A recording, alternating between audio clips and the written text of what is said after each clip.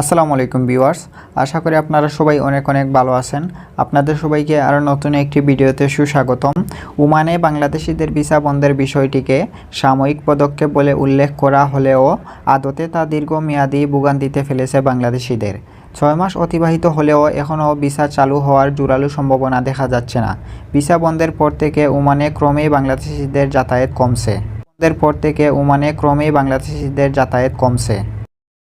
এমনকি বিমানবন্দরে যাত্রী চলাচলের যে তালিকা ওমান দিয়েছে, সেখানে বাংলাদেশিদের চেয়ে এখন অনেক বেশি উপস্থিতি ভারত ও পাকিস্তানের নাগরিকদের।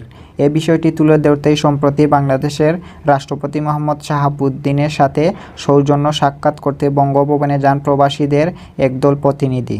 আলাপকালে রাষ্ট্রপতিও ওমানের ভিসা সংক্রান্ত জটিলতা নিরসনে ইতিবাচক আশ্বাস দেন।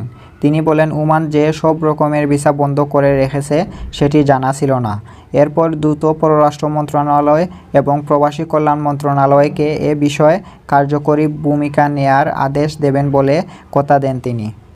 তবে ভিসা চালু হবে কি না বা হলে ঠিক কবে নাগাদ চালু হবে তা পুরোপুরি নির্ভর করে ওমান সরকারের সিদ্ধান্তের উপর। অথচ ওমান সরকারের পক্ষ থেকে এ বিষয়ে এখনও কোনো স্পষ্ট বা সুনির্দিষ্ট বক্তব্য পাওয়া যায়নি। তবে যে ধরনের আভাস পাওয়া গেছে তাতে অনুমান করা যায় বাংলাদেশিদের উপর নিষেধাজ্ঞা দেওয়ার বড় কারণ ওমানে বাংলাদেশিদের বেকারত্বের হার। এতে অপরাধ প্রবণতা বাড়ছে দিনকে দিন। তাই নতুন করে দেশটিতে বাংলাদেশি প্রবেশ করার বিষয়টি বোঝা হিসেবে বিবেচনা করছে ওমান। এত কিছুর পরেও দেশটিতে থাকা প্রবাসীরা চাইছেন ভিসা সম্পূর্ণ চালু হোক বা না হোক, অন্তত ফ্যামিলি ভিসা যেন খুলে দেয়া হয়। তো আশা করি আপনাদের সবাইকে এ পর্যন্ত আপডেট দিতে পেরেছি। নতুন কোনো আপডেট আসলে আপনাদেরকে জানিয়ে দিব।